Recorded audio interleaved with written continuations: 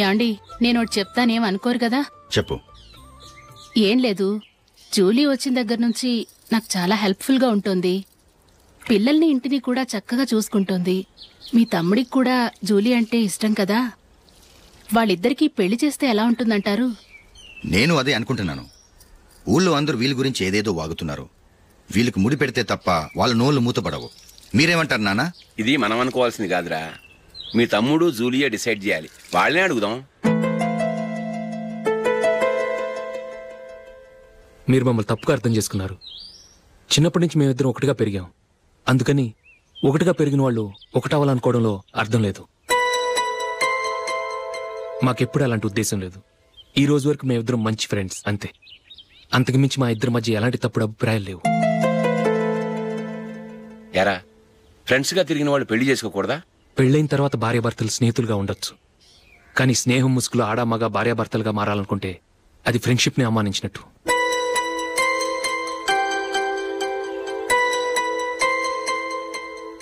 చూడగానే ప్రేమ పుడుతుంది, చూడకుండా కూడా ప్రేమ పుడుతుంది.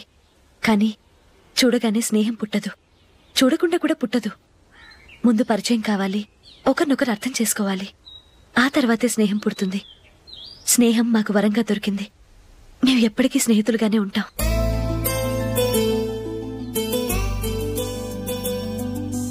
మిమ్మల్ని చూస్తుంటే చాలా గర్వంగా ఉంది. అందరిలా మీరు కూడా మేము ముందు స్నేహితులం, తర్వాత లవ్ చేసుకున్నామని చెప్పకుండా మేము స్నేహితులుగానే తిరిగాం, స్నేహితులుగానే ఉంటామని స్టబన్ గా చెప్తున్నారు. హ్యాట్స్ ఆఫ్ రా, హ్యాట్స్ ఆఫ్.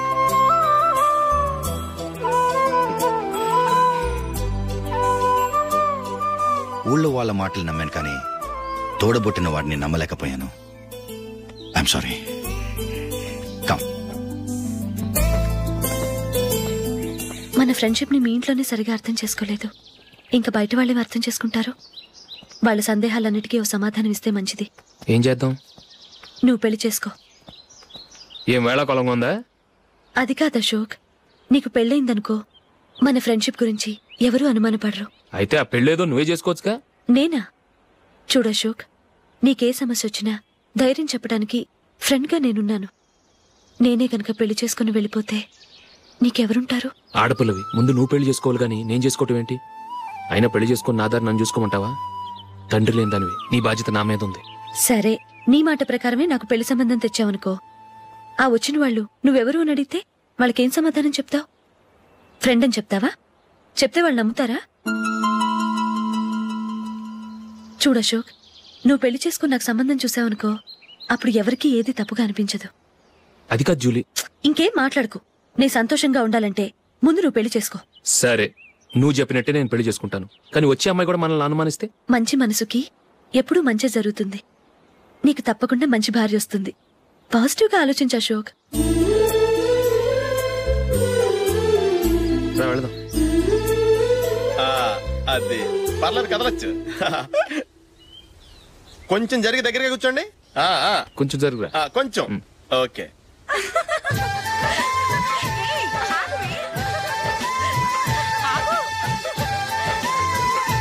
బొమ్మను పడతారండి, కొంచెం ఫ్రీగా కూర్చోండి. ఎవరదే? అట్టగా నిలబడా భోజనండి, తప్పగా వీడియో తీసుకోవాలి.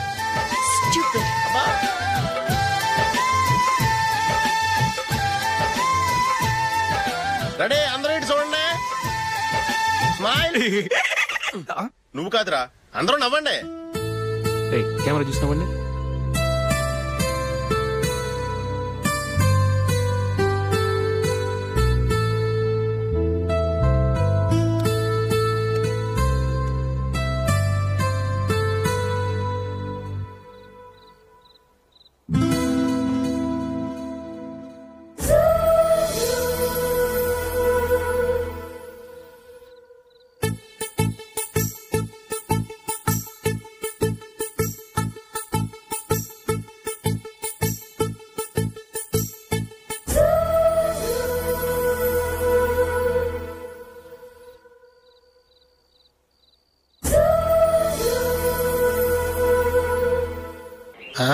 Happy birthday Ashok.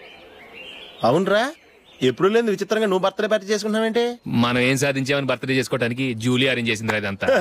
అవునులే, దేశంలో చాలా మంది ఎదవలు చేసుకుంటున్నారు, నువ్వు చేసుకుంటే తప్పేంట్లే. జూలీ కూడా అదేంద్రా, ఆ రమేష్ గారు చేసుకోగలేదు, నువ్వు ఎందుకు చేసుకోకూడదని.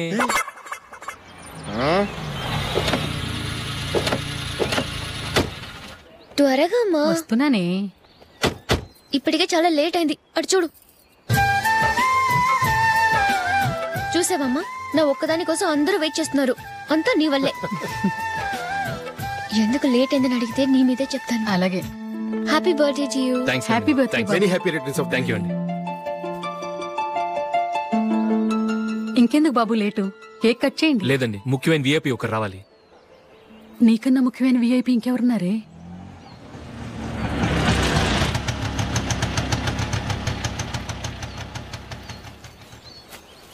బుర్ర తినకరా.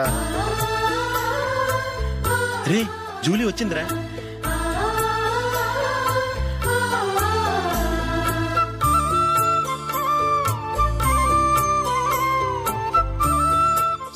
Sorry many happy returns of the day. ఏంటి లేటు? స్కూల్లో లేట్ అయిపోయింది. జూలీ వచ్చేసిందిగా, కేక్ కట్ చేయి.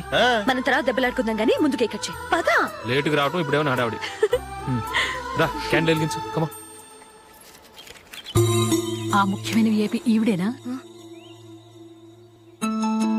Happy birthday to you. Happy birthday to you. Happy birthday dear Ashu. Happy birthday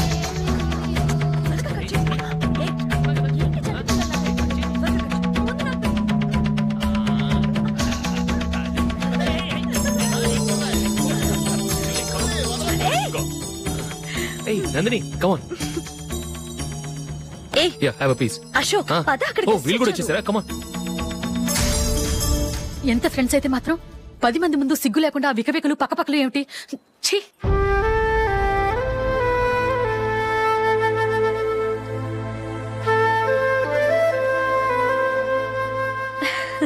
sorry Nandini, నేను నిన్ను గమనించలేదు. It's okay.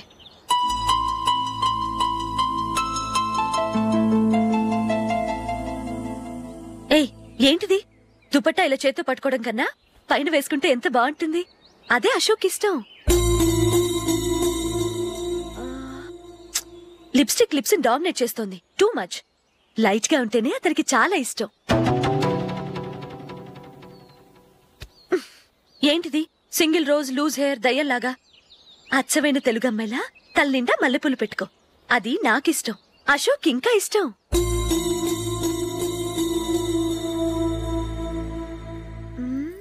No no no, nail polish కూడా light గా ఉండాలి. అయ్యో మర్చిపోయాను, అక్కడ గెస్ట్లు అందరూ వెయిట్ చేస్తున్నారు, వస్తాను. అయ్యయ్యో, నేనొకదాన్ని. అతనికి ఏం నచ్చుతాయో నచ్చవో చెప్తున్నాను కానీ నీ ఇష్టాలేంటో అడగలేదు. నువ్వు చెప్పు. నువ్వు ఆయన్ని అతను ఇతను అశోక్ అని గౌరవం లేకుండా మాట్లాడటం నాకు ఇష్టం ఉండదు.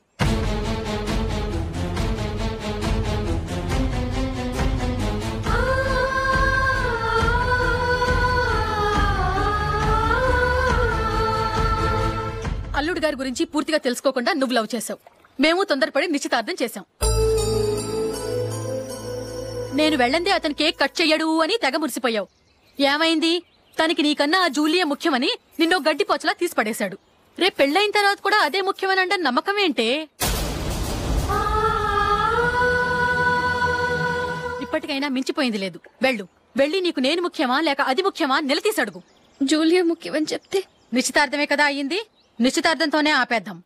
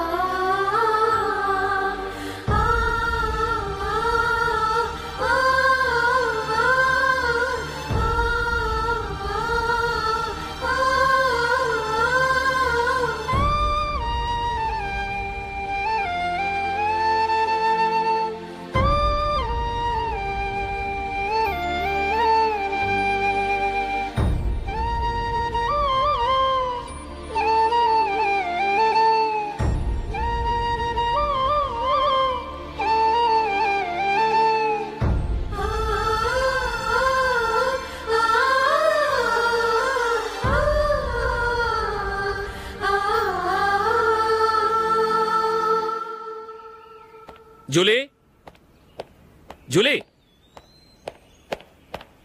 జూలీ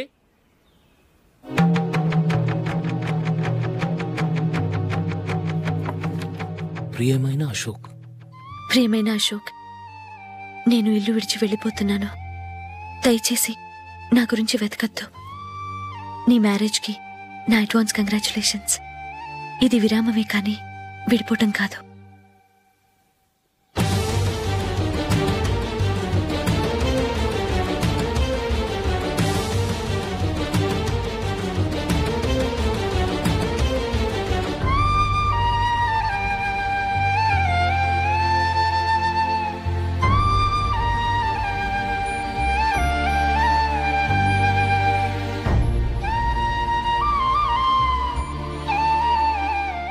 ఎవరికి పడితే వాళ్ళకి రూమ్ ఇవ్వడానికి ఇది లాడ్జ్ కాదమ్మా, working women's hostel.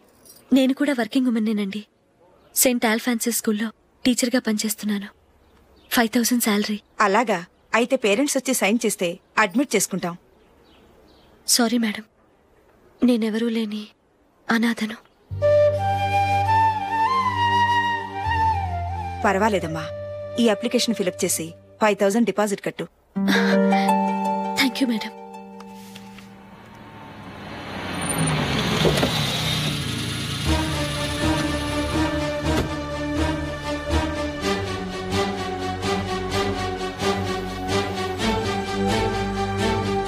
Excuse me madam. Okay. నీతో కొంచెం మాట్లాడాలి.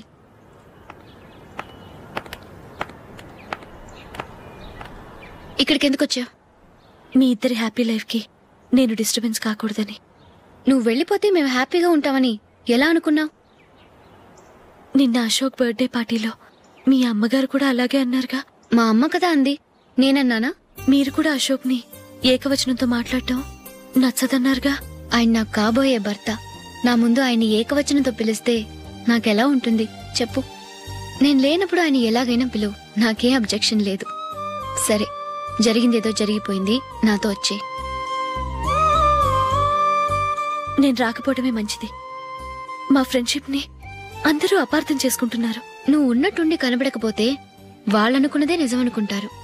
భార్య వస్తే గుట్టు బయటపడుతుందని పారిపోయిందనుకుంటారు. నీ గురించే తప్పుగా అనుకుంటారు. అది కాదంటే ఇన్ని సంవత్సరాలు మీ ఫ్రెండ్షిప్ ని వచ్చి రాగానే విడదీసిందని నన్నంటారు. నరవలేని నాలుక ఏవైనా అంటుంది.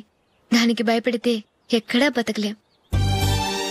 నిన్న బర్త్డే పార్టీలో ఆయన నీకే ఇంపార్టెన్స్ ఇచ్చినప్పుడు మొదట కొంచెం ఫీల్ అయ్యాను. ఆ తర్వాత అది నిజమే కదా అని మనసు కుదుటపరుచుకున్నాను.